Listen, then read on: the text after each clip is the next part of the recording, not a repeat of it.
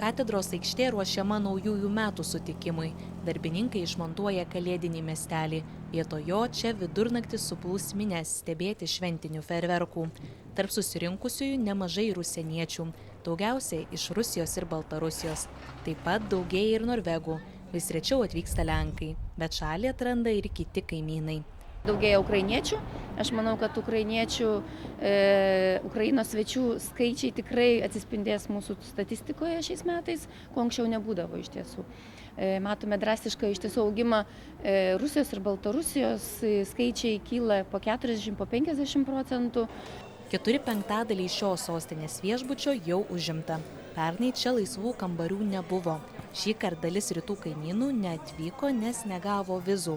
Dėl to likusius kelis kambarius valytojos rengė paskutinės minutės atvykėliams. Beveik sausakimši visi sostinės viešbučiai. Greičiausiai užsakomi prabangus apartamentai. Ten dviviečio kambario kaina per 500 litų. Standartinis 2 kambarių numeris atsieis nuo 300 iki 400 litų. Kainos jos nėra užkeltos ir dažniausiai tai yra ir per turizmo agentūras užsakoma kaip grupiniai tokie atvykimai, tik tai tiek, kad ta šventinė vakarienė dar prisipliusuoja, nes daugelis, kurie atvažiuoja, nori švęsti vietoj.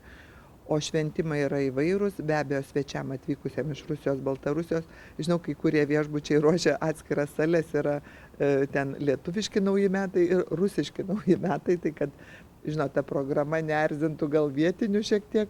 Štai ši pora sutikti naujųjų į Lietuvą atvyko iš Amerikos. Prieš 30 metų iš gimtinės emigravęs vyras naujuosius metus švęs Druskininkuose, o dabar džiaugiasi Vilniaus grožiu. Labai nuostabus.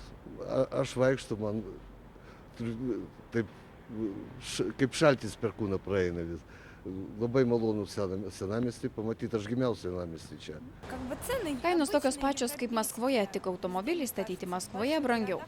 Atvykome iš Baltarusijos, Minsko.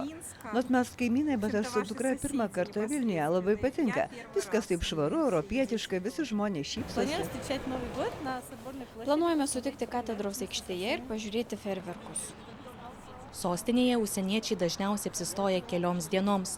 Druskininkuose ir Birštone svečiai užtrunka ilgiau. Prastesnė situacija Palangoje ir Kaune. Daugiausia pinigų Lietuvoje palieka suomiai ir rusai, daugiau kaip 500 litų per dieną.